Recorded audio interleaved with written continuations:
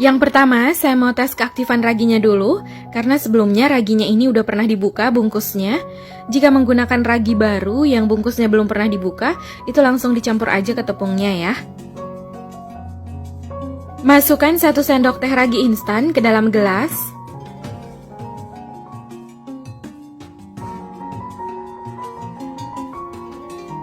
Lalu masukkan 1 sendok teh gula pasir untuk membantu mengaktifkan ragi. Untuk sisa raginya, ini bungkusnya digulung kembali, lalu simpan dalam wadah tertutup rapat, simpan di kulkas bagian rak, supaya raginya ini lebih awet atau lebih tahan lama. Lalu masukkan 100 ml air putih hangat, kemudian ini diaduk hingga tercampur rata.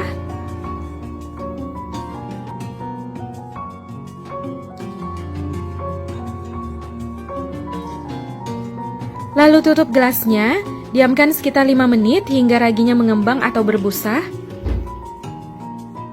Setelah 5 menit didiamkan, buka tutup gelas. Ini raginya udah mengembang dan berbusa, tandanya raginya masih aktif. Jika raginya nggak mengembang atau nggak berbusa, itu tandanya raginya udah mati, sebaiknya jangan digunakan, ganti dengan ragi yang baru, karena kalau digunakan, adonannya akan gagal mengembang. Siapkan wadah, lalu masukkan 250 gram tepung terigu. Kalau untuk takaran sendok ini nggak tinggi menggunung dan nggak terlalu rata, tetapi cembung atau munjung seperti ini, setara dengan 25 sendok makan cembung. Untuk tepung terigunya saya pakai yang pro sedang. Masukkan 60 gram gula halus atau setara dengan 6 sendok makan cembung seperti ini. Kalau nggak ada gula halus, boleh pakai 4 sendok makan gula pasir yang di blender. Sebaiknya pakai gulanya yang udah dihaluskan ya, karena ini tanpa diuleni lama. Lalu masukkan 1 butir telur, ragi yang telah diaktifkan sebelumnya,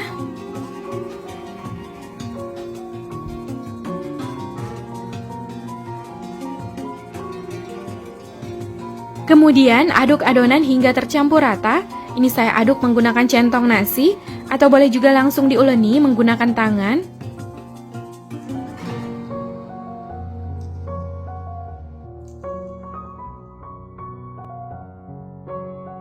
Setelah adonan mulai tercampur rata, ini saya lanjut uleni menggunakan tangan.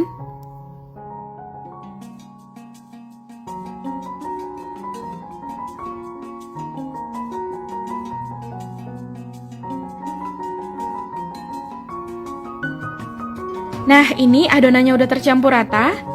Masukkan 30 gram margarin atau setara dengan 2 sendok makan cembung seperti ini.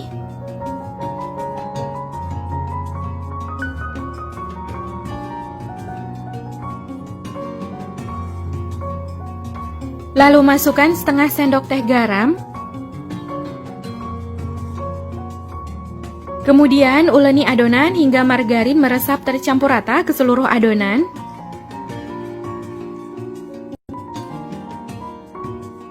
Supaya margarin cepat tercampur rata ke adonan, adonannya dilebarkan sambil diremas kayak memeras kelapa parut gitu.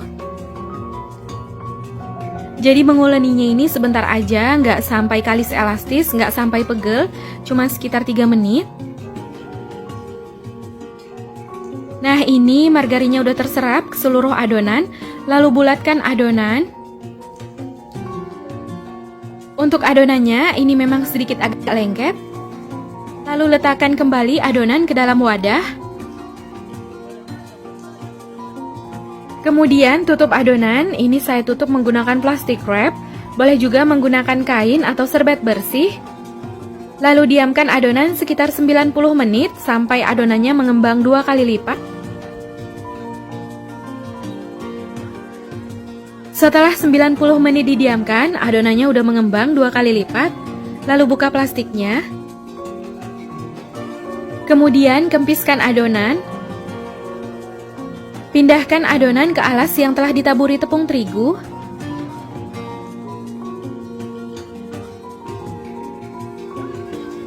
Lalu taburi bagian atas adonan dengan tepung terigu. Ini ditaburinya tipis-tipis aja. Gilas adonan dengan rolling pin. Ini saya pakai rolling pin dari Stand Cookware.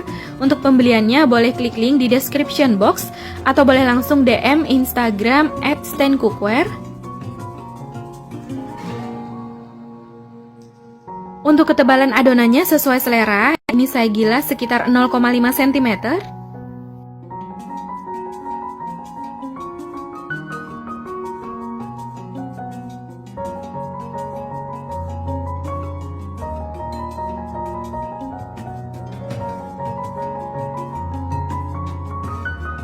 Untuk pinggirannya ini saya rapikan sedikit, lalu potong adonan.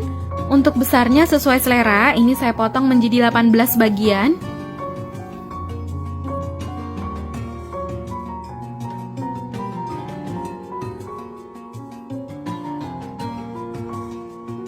Lalu olesi adonan dengan air putih, diolesinya tipis-tipis aja. Setelah diolesi, taburi dengan wijen di atasnya. Untuk banyaknya sesuai selera, lalu tekan-tekan sedikit wijennya supaya menempel di adonan. Untuk baliknya diolesi lagi dengan air putih. Kalau mau wijennya di satu sisi aja juga boleh, jadi sesuai selera. Hasilnya seperti ini. Lakukan hal yang sama hingga selesai. Kalau nggak diolesi air putih, wijennya itu bakal banyak rontok ketika digoreng. Agak sedikit ribet kalau diolesi air dan ditaburi wijen seperti ini. Tapi kalau buat sedikit nggak apa-apa ya. Kalau langsung dicemplung ke atas wijen seperti ini, wijen yang menempel itu terlalu banyak. Jadi kembali lagi ke selera masing-masing ya. Kalau nggak mau ribet boleh langsung dicemplung ke atas wijen.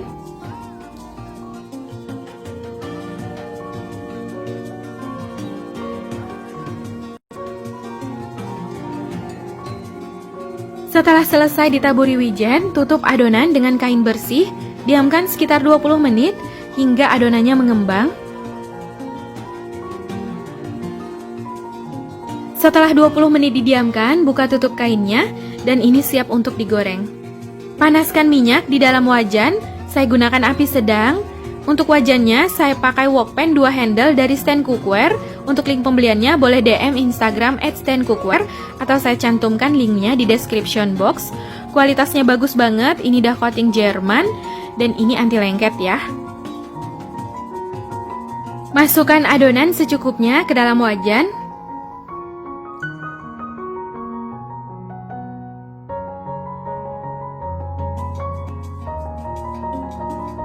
Bolak-balik adonan per 5 detik supaya adonannya semakin mengembang.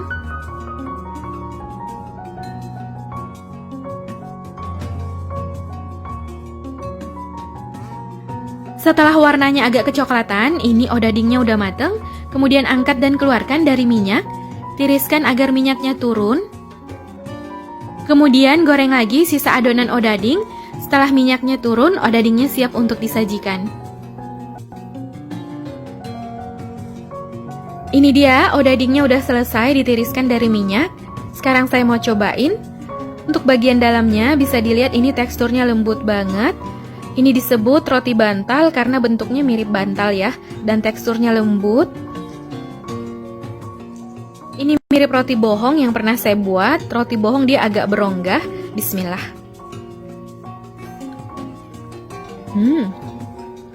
Ini enak banget. Rasanya gurih dari wijennya dan teksturnya lembut banget. Enak banget, cocok buat ngeteh, mantep. Kalau mau buat teksturnya agak berongga, boleh lihat video saya yang roti bohong.